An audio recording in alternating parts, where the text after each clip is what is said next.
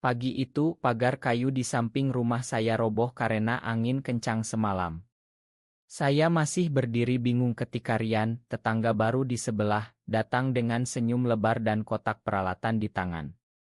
"Biar saya bantu perbaiki, Mas Andi," katanya santai, tapi saat tangannya menyentuh bahu saya untuk meminta paku, sebuah getaran aneh menjalar ke seluruh tubuh saya yang membuat saya terdiam sejenak. Siapa sangka, momen sederhana itu akan membawa saya ke jurang keraguan terdalam tentang siapa saya sebenarnya. Saya, Andi, berusia 28 tahun, bekerja sebagai akuntan di sebuah kantor kecil di pinggiran Bandung. Hidup saya selama ini terasa biasa saja, rutinitas kerja, pulang ke rumah kecil warisan orang tua, dan sesekali bertemu keluarga yang selalu menanyakan kapan saya membawa pulang calon istri. Saya selalu menjawab dengan senyum, "Masih cari yang pas, Bu." Tapi di dalam hati, saya tahu ada sesuatu yang salah. Saya tidak pernah merasakan getar itu terhadap perempuan manapun. Rian, pria berusia 32 tahun yang baru pindah 2 bulan lalu, bekerja sebagai tukang kayu lepas. Tubuhnya tegap, kulitnya kecoklatan karena sering bekerja di luar ruangan dan senyumnya selalu terasa hangat. Kami hanya saling sapa biasa sebelumnya, tapi hari ini, karena pagar yang roboh, kami terpaksa berinteraksi lebih dekat. "Kayunya sudah lapuk, Mas. Besok saya bawa kayu baru ya," katanya sambil mengangkat papan yang patah. Saya hanya mengangguk, tangan saya masih terasa panas di tempat dia menyentuh tadi. Sepanjang pagi itu, kami bekerja bersama. Saya membantu memegang papan sementara dia memakuk. Aroma keringat bercampur debu kayu terasa anehnya menenangkan. Kami ngobrol ringan tentang cuaca, tentang lalu lintas di Bandung, tentang harga bahan bangunan yang naik. Tapi setiap kali mata kami bertemu, saya merasa ada yang aneh di dada saya. Seperti ada kupu-kupu yang tiba-tiba beterbangan. Sore harinya, pagar sudah hampir selesai. Rian menyeka keringat di dahinya dengan lengan baju. "Sudah lumayan, Mas Andi.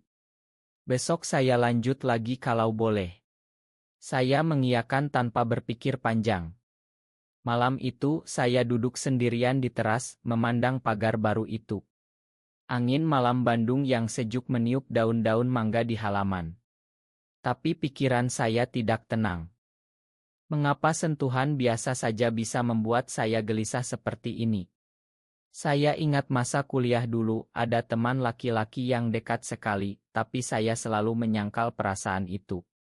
"Itu cuma persahabatan," kata saya waktu itu. Sekarang di usia 28 tahun, perasaan itu muncul lagi, lebih kuat. Saya menggelengkan kepala, mencoba mengusir pikiran itu. Besok pagi, Rian datang lagi seperti janji. Kali ini dia membawa kayu baru dan cat. Kami melanjutkan pekerjaan. Dia bercerita tentang masa kecilnya di kampung dekat Garut, tentang ibunya yang sendirian, tentang pekerjaannya yang kadang membuatnya lelah tapi bahagia. Saya mendengarkan dengan saksama, tertawa di bagian lucu, dan tanpa sadar, saya mulai bercerita tentang diri saya juga. Tentang pekerjaan kantor yang membosankan, tentang orang tua yang selalu menekan saya untuk menikah. "Kadang saya merasa belum siap, Ri," kata saya pelan. Dia menatap saya lama, matanya penuh pengertian. "Setiap orang punya waktunya sendiri, Mas. Jangan dipaksa." Kata-katanya sederhana, tapi entah mengapa terasa seperti obat. Siang itu, saat kami istirahat minum air, tangan kami tak sengaja bersentuhan lagi saat mengambil gelas. Kali ini, saya tidak langsung menarik tangan. Saya membiarkannya beberapa detik, dan getaran itu datang lagi, lebih kuat. Saya buru-buru berdiri, berpura-pura ada telepon. Tapi di dalam hati, saya tahu sesuatu telah berubah. Saya pulang ke dalam rumah, duduk di kamar, memandang cermin. Wajah saya biasa saja, tapi mata saya terlihat berbeda. Bingung, takut, dan entah kenapa juga sedikit bahagia. Malam harinya, saya tidak bisa tidur. Saya membuka ponsel, mencari-cari artikel tentang perasaan seperti ini. Kata-kata cinta sesama jenis muncul di layar. Saya langsung menutupnya, jantung berdegup kencang.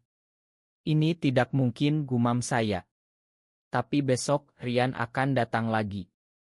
Dan saya sudah tidak sabar menunggunya. Pagi berikutnya, matahari Bandung sudah terbit cerah ketika Rian datang dengan motornya. Selamat pagi, Mas Andi. Hari ini kita cat pagarnya ya, serunya Riang. Saya keluar dengan secangkir kopi untuknya, berusaha bersikap biasa. Tapi setiap kali dia mendekat, aroma sabun mandinya yang segar membuat saya sedikit pusing. Kami mulai bekerja lagi, menggosok kayu, mengaduk cat.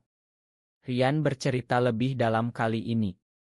Tentang mantan pacarnya yang meninggalkannya karena pekerjaannya tidak stabil. Dia perempuan baik, tapi kami tidak cocok, katanya sambil tertawa kecil. Saya diam, tapi hati saya berdegup. Kamu sendiri, Mas? Sudah ada yang spesial, tanyanya tiba-tiba. Saya tersedak kopi. Belum, Ri. Masih sendiri. Jawaban saya terdengar garing. Dia hanya mengangguk, tapi matanya seolah mengerti lebih dari yang saya katakan. Sepanjang hari, kami semakin dekat. Saya menceritakan tentang mimpi saya dulu ingin jadi musisi, tapi orang tua melarang. Rian mendengarkan dengan sabar, sesekali memberi saran. Kadang kita harus berani mengikuti hati, Mas. Hidup cuma sekali. Kata-katanya seperti pisau yang menyayat hati saya. Sore harinya, pekerjaan selesai. Pagar sekarang berdiri kokoh, dicat putih bersih. Rian mengusap tangannya yang kotor. Sudah selesai. Kalau ada yang rusak lagi, panggil saja saya. Saya mengajaknya masuk minum teh dingin sebagai terima kasih. Di ruang tamu kecil saya, kami duduk berhadapan. Obrolan mengalir dari pekerjaan ke ilmu, ke musik. Ternyata kami suka lagu-lagu lama yang sama. Saat dia tertawa, saya memperhatikan garis rahangnya yang tegas, bibirnya yang penuh. Saya cepat-cepat mengalihkan pandangan. Kenapa, Mas? Wajahmu merah, godanya. Saya gelagapan. Panas saja. Malam itu, setelah Rian pulang, saya duduk di teras lagi. Pikiran saya kacau. Mengapa saya terus memikirkan dia? Saya ingat ibu saya yang kemarin menelepon, Andi, Tante Siti punya anak perempuan cantik, mau dikenalkan. Saya menolak halus, tapi sekarang saya merasa bersalah. Apa yang salah dengan saya? 2 hari kemudian, Rian datang lagi, kali ini bukan karena pagar, tapi membawa mangga dari pohon di halamannya. Coba ini, Mas. Manis sekali. Kami makan bersama di teras. Percakapan semakin dalam. Dia bercerita tentang masa remajanya yang sulit, tentang bagaimana dia belajar mandiri. Saya juga terbuka, menceritakan tekanan keluarga yang selalu ingin saya menikah cepat. Kadang saya merasa tidak normal, Ri, kata saya tanpa sadar. Dia diam sejenak, lalu tersenyum lembut. Normal itu relatif, Mas. Yang penting kamu bahagia. Kata-katanya membuat saya berani bertanya. Kamu pernah suka laki-laki? Pertanyaan itu keluar begitu saja. Rian terkejut tapi tidak marah. Dia mengangguk pelan. Pernah. Dan saya tidak menyesal. Malam itu setelah dia pulang, saya tidak bisa tidur. Saya mencari nama Rian di media sosial. Oto-otonya tersenyum bersama teman-teman. Saya merasa cemburu tanpa alasan. Pagi harinya, saya memutuskan untuk mengundangnya makan malam sebagai balasan. Dia datang dengan baju rapi. Kami masak sate ayam sederhana bersama di dapur kecil saya. Tangan kami bersentuhan lagi saat memotong bawang. Kali ini, saya tidak menarik tangan. Kami saling pandang lama. Andi, bisiknya. Saya mundur, jantung berdegup. Ri. Saya bingung.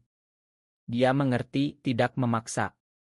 Tapi dari malam itu persahabatan kami berubah. Saya mulai menyadari perasaan ini bukan lagi sekadar kebingungan. Ini sesuatu yang lebih besar. Dan di masyarakat seperti Indonesia, hal ini bisa menghancurkan segalanya. Minggu berikutnya, keluarga besar saya mengadakan acara arisan di rumah. Ibu saya memanggil saya pulang ke rumah orang tua di pusat Bandung. "Andi, bawa temanmu yang baru itu, Rian. Katanya dia tukang kayu, bisa bantu-bantu," kata ibu di telepon. Saya ragu tapi akhirnya mengajak Rian. Dia datang dengan sopan membawa buah tangan. Keluarga saya langsung menyukainya. "Pria baik, rajin," bisik tante-tante. Sepanjang acara, Rian membantu di dapur, tertawa dengan sepupu saya. Saya memperhatikan dari jauh, hati saya hangat tapi juga takut. Saat makan malam, ibu saya bertanya langsung, "Rian, kamu sudah punya pacar belum?" "Andi ini masih sendiri, kasihan." Rian tersenyum, "Belum, Bu. Masih fokus kerja." Saya merasa wajah saya panas. Malam itu, saat pulang, Rian mengantar saya naik motor. Angin malam meniup rambut kami. "Keluargamu baik sekali, Andi," katanya pelan. Saya mengangguk, tapi di dalam hati ada badai. Keesokan harinya di kantor, teman kerja saya, Dika, menggoda. Andi," katanya, "tetanggamu ganteng ya? Hati-hati, nanti orang bilang kamu tahulah." Saya tertawa paksa, tapi kata-katanya menusuk. Malam harinya, Rian datang lagi. Kali ini kami duduk di teras, minum kopi. "Andi, kalau kamu tidak nyaman dengan kedekatan kita, saya bisa menjaga jarak," katanya tiba-tiba. Saya terkejut. "Bukan begitu, Ri.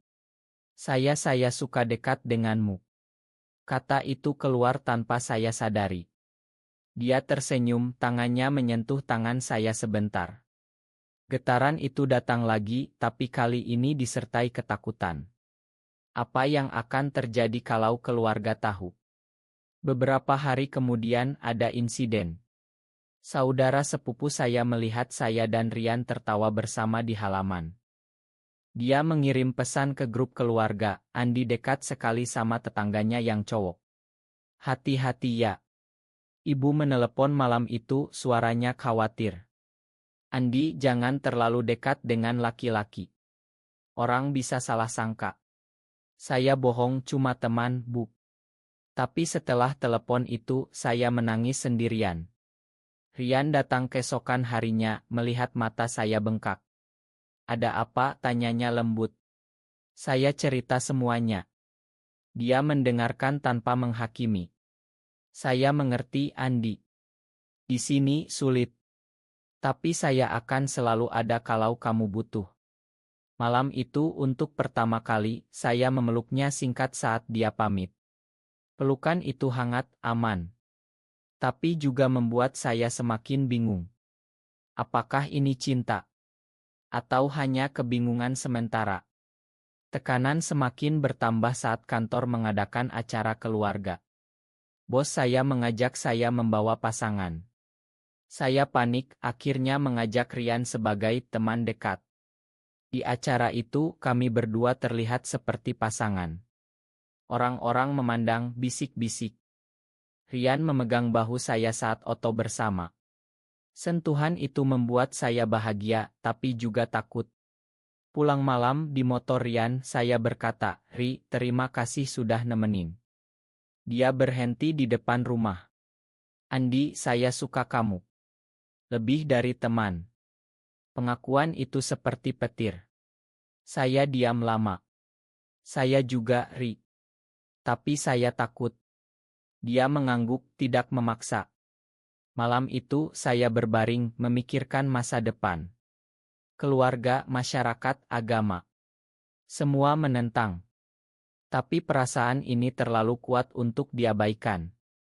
Hubungan kami semakin dekat setelah pengakuan itu.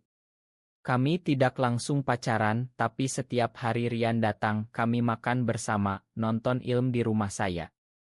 Saya mulai belajar menerima perasaan ini. Tapi tekanan luar semakin besar. Ibu saya mengatur kencan buta dengan anak temannya. Saya terpaksa pergi, tapi sepanjang malam hanya memikirkan Rian. Saat pulang, Rian sudah menunggu di teras dengan wajah cemas. "Bagaimana?" tanyanya. Saya memeluknya lagi lebih lama. "Saya tidak bisa, Ri. Hanya kamu yang saya inginkan." Malam itu kami berbagi cerita masa lalu yang lebih dalam. Rian bercerita tentang pengalaman pertamanya jatuh cinta pada laki-laki di kampung, bagaimana dia harus pindah karena gosip. Saya mendengar dengan air mata. "Kamu kuat sekali," kata saya. Dia tersenyum. "Kamu juga akan kuat, Andi." Tapi takdir bermain-main. Teman lama saya, Dika, datang berkunjung tanpa pemberitahuan. Dia melihat Rian keluar dari rumah saya pagi-pagi. "Wah, Andi, kamu dan dia?" tanyanya curiga. Saya menyangkal, tapi Dika tidak percaya. Beberapa hari kemudian, gosip mulai menyebar di lingkungan. Andi dan tetangganya aneh. Saya panik. Rian menenangkan. "Kita hadapi bersama." Tapi salah paham terjadi. Saya melihat Rian berbicara dekat dengan seorang perempuan di warung. Cemburu membutakan saya. Saya marah, "Kamu bohong ya?" Rian terkejut. "Itu cuma tetangga, Andi. Kamu curiga tanpa alasan." Kami bertengkar pertama kali. Saya menutup pintu, menangis. Malam itu saya merasa sendirian. Tekanan keluarga, gosip, dan sekarang pertengkaran ini. Pagi harinya, Rian datang membawa bunga liar. "Ma, Andi.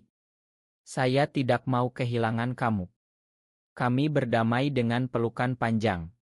Dari situ saya sadar, cinta ini nyata. Tapi untuk mempertahankannya, saya harus berani. Saya mulai membaca buku tentang identitas diri. Diam-diam, saya bicara dengan Rian tentang rencana masa depan, mungkin pindah ke kota lain kalau perlu. Tapi ibu saya tiba-tiba datang berkunjung. Dia melihat foto kami berdua di meja. "Ini apa, Andi?" tanyanya marah. Saya membekuk. Rian yang ada di dapur keluar, mencoba menjelaskan. Ibu marah besar. "Kamu gila. Ini tidak boleh." Malam itu, rumah saya penuh tangis.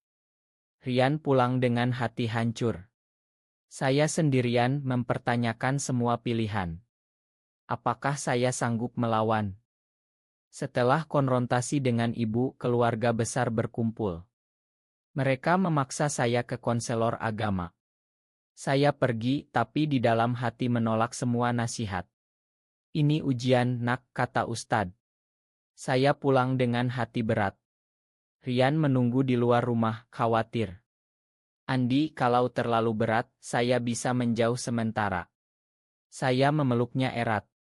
"Jangan. Saya butuh kamu." Tapi gosip semakin liar. Di kantor, bos memanggil saya. "Andi, ada keluhan dari keluarga karyawan. Kamu dekat dengan laki-laki. Ini bisa memengaruhi reputasi perusahaan." Saya terancam kehilangan pekerjaan. Malam itu saya menangis di pelukan Rian. Dia berkata, "Saya akan pindah kalau perlu, demi kamu." Pengorbanan itu membuat saya semakin mencintainya.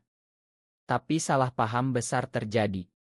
Dika, teman saya, menyebarkan rumor bahwa Rian menggunakan saya. Saya percaya sebentar, marah besar pada Rian.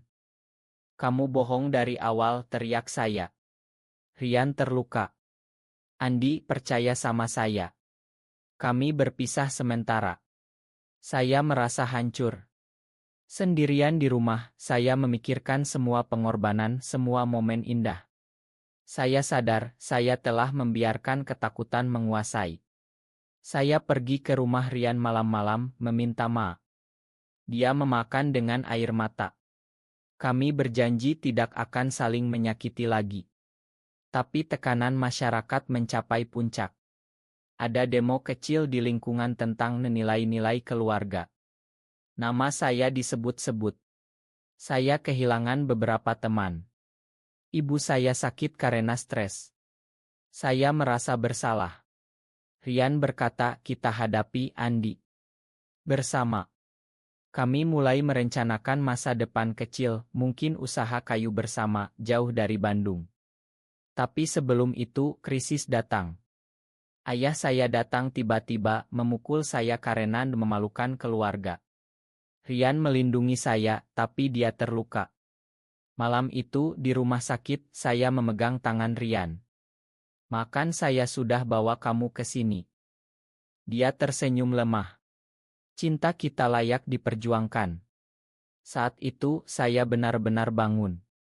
Saya tidak lagi lari. Setelah insiden itu, saya mengambil keputusan besar. Saya berhenti dari pekerjaan, bicara terbuka dengan keluarga. Ini siapa saya, Bu?